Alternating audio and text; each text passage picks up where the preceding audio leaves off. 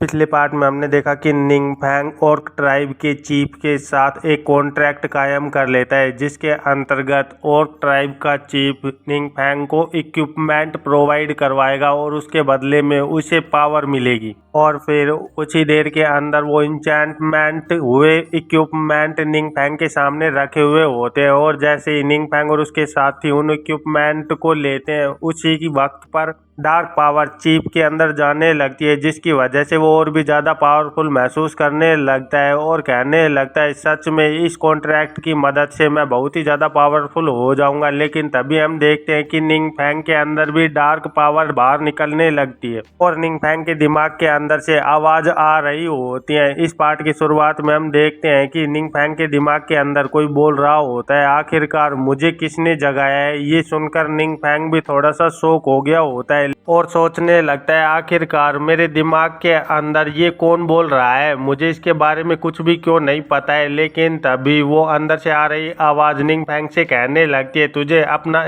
Intention मुझे बताना होगा कि आखिरकार तूने मुझे क्यों जगाया है। लेकिन कुछ वजह से वो आवाज़ अचानक से चिल्लाने लगती है, जिसकी वजह से निंगफैंग फ्रस्ट्रेट हो गया होता है और सोचने लगता है सच में ये कितनी ज़्यादा आवाज़ कर रहा है, आखिरकार मेरे दिमाग के अंदर चल क्या रहा है, आखिरकार ये एग्जैक्टली है कौन जो कि मेरे दिमाग के अंदर इतनी तेजी से चिल्ला रहा है। और ये बोलते ही निंगफैंग के दिमाग के अंदर से डार्क पावर और भी तेजी से बाहर निकलने लगती है और फिर हम देखते हैं कि निंगफैंग के दिमाग के अंदर एक ईविल ओरा होता है जो कि चिल्लाते हुए बोल रहा होता है आखिरकार मैं इस जगह पर कैसे आ गया, ऐसा कैसे हो सकता है, ये जगह कौन सी है। और तभी निंगफैंग तुरंत ही अपने दिमाग के अंदर पहुंच गया होता है, जिसको देखकर वो डार्क ओरा भी थोड़ा सा चौंका हुआ लग रहा होता है। इधर निंगफैंग भी उस डार्क ओरा को देखकर थोड़ा सा चौंका दिखाई दे रहा होता है। तभी वो इविल स्पिरिट बोलने लगती है आखिरकार तू कौन है लिटिल डीमन, और तू इस जगह पर क्या कर रहा है। तो ये सुनकर निंगफैंग बोलने लगता है ये सवाल तो मुझे तुझसे पूछना चाहिए कि आखिरकार तू इस जगह पर क्या कर रहा है और तू कौन है।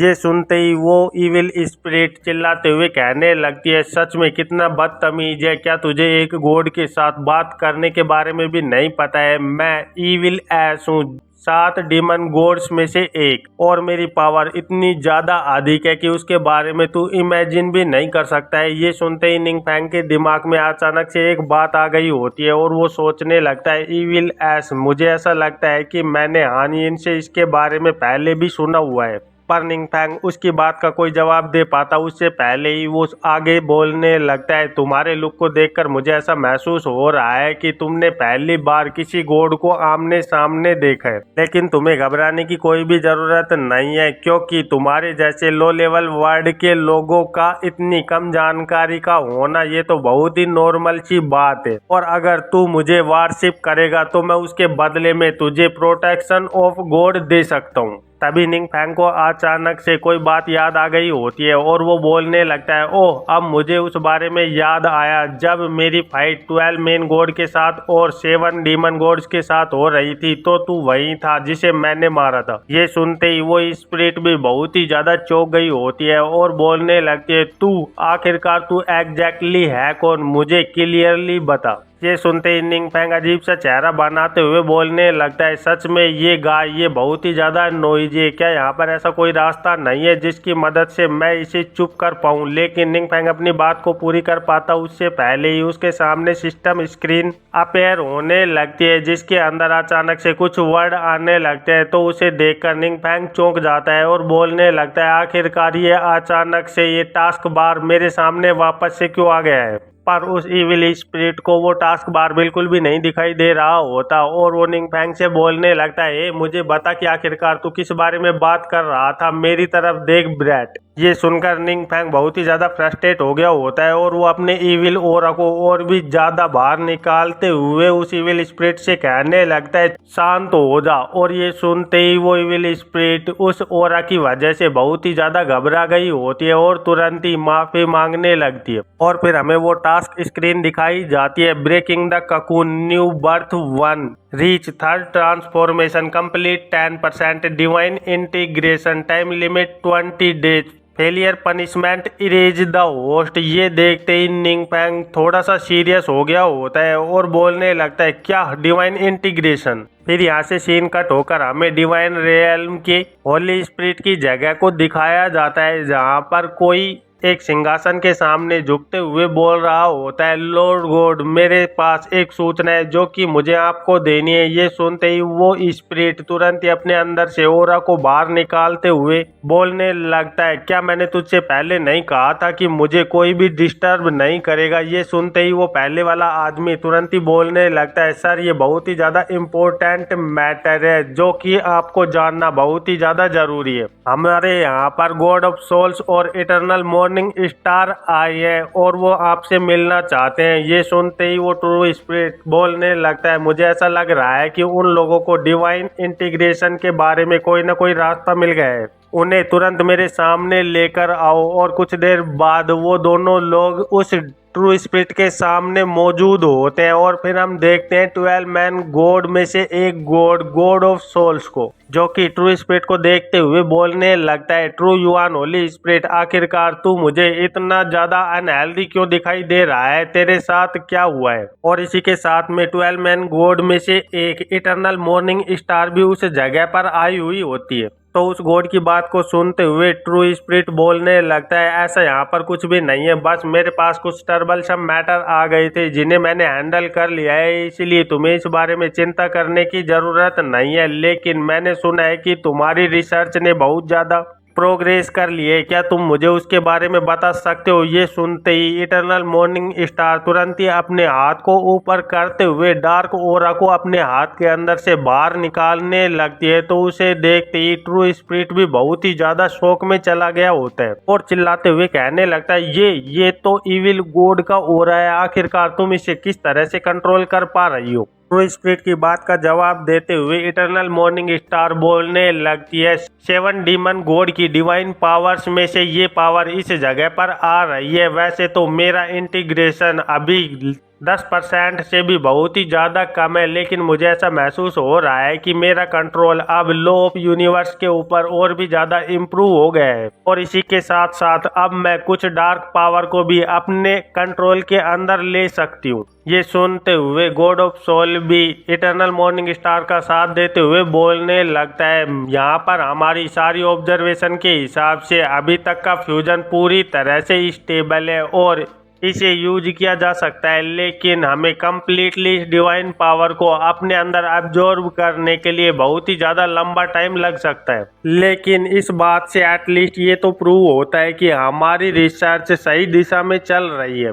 ये सुनकर ट्रू स्पिरिट और भी ज़्यादा नर्वस हो जाता है और सोचने लगता है, ये तो वही है जो कि उस इविल मेज ने किया था। सच में क्या अलमाइटी मेज को इस बारे में पहले से ही पता चल चुका है और मुझे ऐसा लग रहा है कि उसने ये divine power divine God evil S से किसी तरह से ले ली है और इसे इंटीग्रेट कर लिया है अपने अंदर। सच में ये बहुत ही ज़्यादा फ्रस्ट्रेटिंग की बात है कि हम लोग उससे बहुत ही ज़्यादा पीछे चल रहे हैं। वो गाय सच में वो बहुत ही ज़्यादा आगे चलता है हम लोगों की सोच से भी, इसीलिए वो इतना ज़्यादा पावरफुल बन पाया कि वो हमारे जैसे ट्रू गॉड्स के साथ भी फाइट करने में कामयाब हो गया था। और जैसा कि हम सभी लोगों को पता है कि वो हमारा कंपेनियन कभी भी नहीं बन सकता है, इसीलिए हमारे पास जितने भी तरीके हैं उन सभी का इस्तेमाल करते हुए हमें उसे तुरंत ही एलिमिनेट करना होगा, नहीं तो फ्यूचर के अंदर वो हमारे लिए और भी ज़्यादा बड़ी मुसीबतें खड़ी कर सकता है। फिर यहाँ से सीन कट होकर हमें दूसरी जगह का सीन दिखाया जाता है, जहाँ पर निंग फैंग एक जगह पर बैठा हुआ होता है और उसके सामने एक लड़की खड़ी होकर निंग फैंग को चाय देते हुए बोलने लगती है, मिस्टर निंग प्लीज अपनी चाय को पी लीजिए।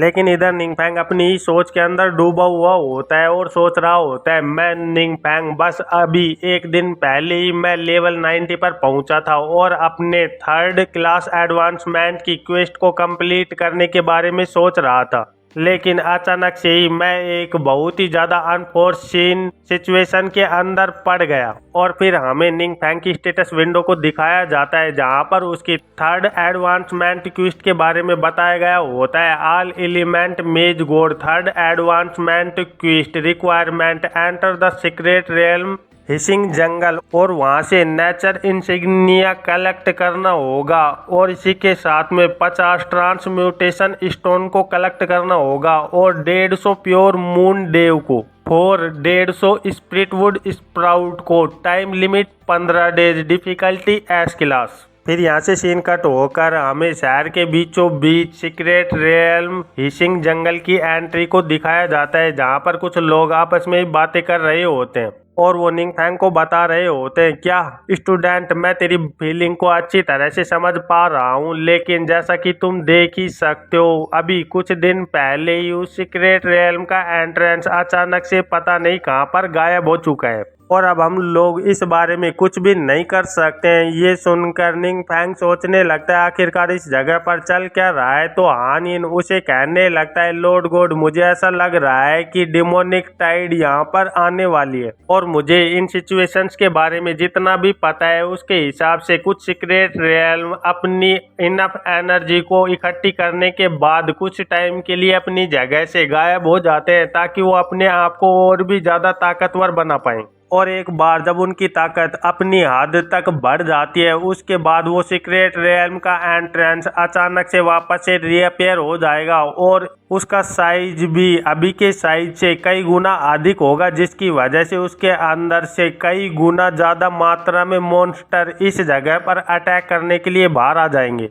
इसी फिनोमिना को हम डिमोनिक टाइड के नाम पर रेफर कर सकते हैं। और अगर मैं जनरली बताऊं तो ये जितना ज़्यादा टाइम तक ये सीक्रेट रियल्म छुपा हुआ रहेगा, इसका मतलब ये है कि ये उतना ही ज़्यादा ताकतवर होकर और अपने मॉन्स्टर को और भी ज़्यादा पावरफुल बनाकर यहाँ पर वापस लौटेगा। और अगर इसे अच्छी तरह से हैंडल नहीं किया गया तो सच में इस जगह पर बहुत ही ज़्यादा खतरनाक डिस्ट्रक्शन होने वाला है और इसे कभी कोई भी नहीं रोक सकता है। हान यिन की बात को सुनते हुए निंगफैंग हान यिन से पूछने लगता है, लेकिन मुझे अपनी क्वेस्ट को कंप्लीट करने के लिए सिर्फ 15 दिन बचे हैं, क्या इसके अंदर हम लेट नहीं हो जाएंगे? ये सुनते ही हान यिन कहने लगता है, मैं माफ़ी चाहता हूँ लेकिन मैं आपको श्योरिटी से कुछ भी नहीं बोल सकता। हान यिन की बात को सुनते हुए निंगफैंग सोचने लगता है, यहाँ तक कि हान यिन को भी इस मैटर के बारे में ज़्यादा कुछ नहीं पता है और इस डिवाइन कोर की वजह से मुझे और भी ज़्यादा प्रॉब्लम खड़ी हो सकती है, लेकिन सिस्टम ने जब मेरे पास में इतना ज़्यादा हाई लेवल क्वेस्ट खड़ा किया है तो इसके लिए यहाँ पर कोई ना कोई रास्ता तो होगा। ऐसा नहीं हो सकता है कि सिस्टम मेरे खिलाफ कुछ प्लान बना रहा हो। बाय द वे, अब मुझे ऐसा लग रहा है कि मुझे इन सभी लोगों को डिमोनिक टाइड के बारे में बता देना चाहिए ताकि जितना जल्दी हो सके उतना जल्दी ये लोग उस डिमोनिक टाइड के साथ फाइट करने के लिए अपने आप को प्रिपेयर कर पाए, नहीं तो यहाँ पर बहुत ही ज़्यादा प्रॉब्लम खड़ी हो जाएंगी।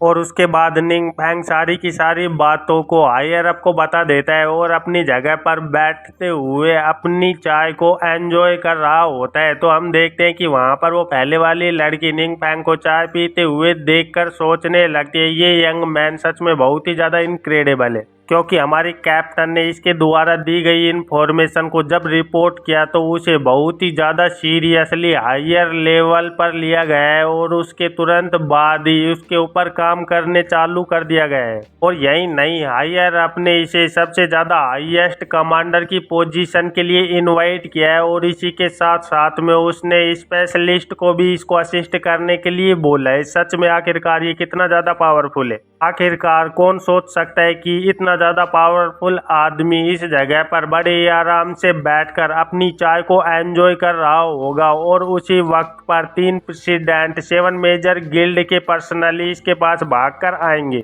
और साथ में बहुत सारे काउंटर मेजर्स को भी बनाने में तैयार खड़े रहेंगे। इधर हम देखते हैं कि 7 मेजर गिल्ड के प्रेसिडेंट से एक आदमी बोल रहा होता है, प्रेसिडेंट यू, यहाँ से सभी लोगों को बाहर निकालना बहुत ही ज़्यादा कठिन होने वाला है और इसी के साथ साथ ये बहुत ही ज़्यादा टाइम और मैन पावर कंज्यूम करेगा। ये सुनते ही प्रेसिडेंट यू तुरंत ही बोलने लगता है, चाहे कुछ भी क्यों ना हो जाए लेकिन हमें इस काम को करना ही होगा, क्योंकि फैंग ने हमें स्पेशली इस चीज़ के लिए वार्न किया है कि अगर हमने इस सिचुएशन को प्रॉपरली हैंडल नहीं किया तो सच में ये यहाँ पर बहुत ही ज़्यादा बड़ा डिस्ट्रैक्शन ला सकता है। ये सुनते ही वो आदमी तुरंत ही शॉक होते हुए कहने लगता है, मैं पूरी तरह से आपकी बात को समझ गया हूँ, मैं अभी तुरंत ही इस चीज़ को हैंडल करने के लिए जा रहा हूँ और जितना जल्दी हो सके उतना जल्दी इस काम को खत्म कर दूंगा। लेकिन तभी वहाँ अचानक से एनवायरनमेंट के अंदर कुछ हरकतें होने लगती हैं, जिसकी वजह से वहाँ पर मौजूद सारे के सारे लोग चौंकते हुए दूसरी ओर देखने लगते हैं और वो लोग देखते हैं कि आसमान के अंदर सीक्रेट रियल्म का एंट्रेंस धीरे धीरे कर बहुत ही ज्यादा बड़ा खुल रहा होता है और उस एंट्रेंस गेट के अंदर से बहुत ही ज्यादा मात्रा में मॉन्स्टर अचानक से एक तेजी से बाहर निकलने लगते हैं। फिर यहाँ से सीन कट होकर हमें सीक्रेट रियल्म हिसिंग जंगल के अंदर का सीन दिखाया जाता है, जहाँ पर एक बिल्डिंग बनी हुई होती है और वहाँ पे एक एलिगेटर टाइप का मॉन्स्टर खड़ा हुआ होता है जो कि किसी को बोल रहा होता है, ग्रैंड प्रीस्ट, क्या आप इस बात से पूरी तरह से श्योर है कि रिफ्ट को टाइम से पहले खोलना हमारे लिए प्रॉब्लम खड़ी नहीं करेगा? तो सामने से वो प्रीस्ट अपने ओरा को बाहर निकालते हुए बोलने लगता है, आखिरकार तू किस चीज के बारे में चिंता कर रहा है? क्या मैंने तुझे पहले नहीं बताया है कि मैंने बाहर खुद इविल एस की सेंस किया है और वो हमें बुला रहा है? और मैं इस बात की पूरी तरह से गारंटी दे सकता हूँ कि इविल एस बाहर खड़ा हुआ है और वो अब हमसे ज्यादा दूर नहीं है, इसलिए हम लोगों को कोई भी नुकसान नहीं होने वाला है। और अगर हम लोगों को इविल एस का फेवर चाहिए तो हमें तुरंत ही उसके लिए सैक्रिफाइस ऑफर करना होगा। इधर सीक्रेट रियल्म के बाहर उन हंटर्स के अंदर बहुत ही ज्यादा भगदड़ मच गई होती है और सारे लोग जोर जोर से चिल्ला रहे होते हैं, इमरजेंसी इमरजेंसी एवरीवन, जितना जल्दी हो सके उतना जल्दी इस एरिया को छोड़कर बाहर निकल जाओ और तुरंत ही शेल्टर में चले जाओ। और हम देखते हैं कि उस सीक्रेट रियल्म के अंदर से एलिगेटर टाइप के मॉन्स्टर अपने अपने हथियारों को लेकर चिल्लाते हुए लोगों पर अटैक करने के लिए बड़ी ही तेजी से आगे बढ़ रहे होते हैं। वहीं कुछ उड़ने वाले मॉन्स्टर्स के ऊपर दो एलिगेटर टाइप मॉन्स्टर बैठे हुए होते हैं और वो हंसते हुए आपस में बातें कर रहे होते हैं। सच में ये सैक्रिफाइस यहाँ से भागने की कोशिश कर रहे हैं। क्या ये लोग इतना ज्यादा डर चुके हैं? तो दूसरा मॉन्स्टर बोलने लगता है, आखिरकार इन लोगों के पास रास्ता ही क्या बचा है यहाँ से भागने के लिए, क्योंकि ये हमारे साथ कभी भी फाइट के अंदर नहीं जीत सकते हैं। तो पहले वाला मॉन्स्टर बोलने लगता है, चलो फिर आज देखते हैं कि आखिरकार कौन सबसे ज्यादा सैक्रिफाइस को इकट्ठा करता है। तो दूसरा मॉन्स्टर भी उसकी बात से एग्री होते हुए कहने लगता है, आपको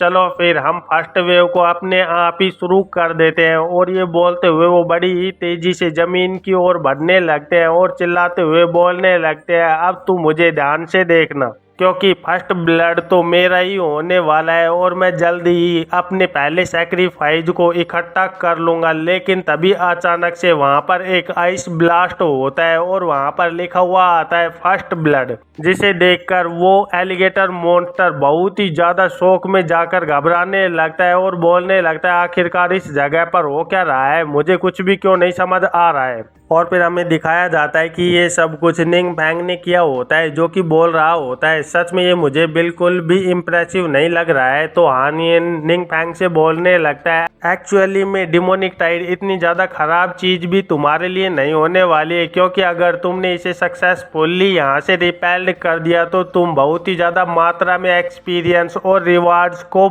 ले पाओगे, जिसकी मदद से तुम बहुत ही ज़्यादा स्पीड से और भी ज़्यादा तेज़ी से पावरफुल बन पाओगे। ये सुनते ही निंग फैंग बोलने लगता है, क्या रिवार्ड्स? यहाँ पर मुझे रिवार्ड भी मिलने वाले हैं। और हम देखते हैं कि निंग फैंग के साथ उसके सारे साथी उन मॉन्स्टर्स पे अटैक करने के लिए तैयार होते हैं। और इसी के साथ इस चैप्टर का यही अंत हो जाता है। तो फिर मिलते हैं एक नए चैप्टर में, तब तक के लिए बाय बाय।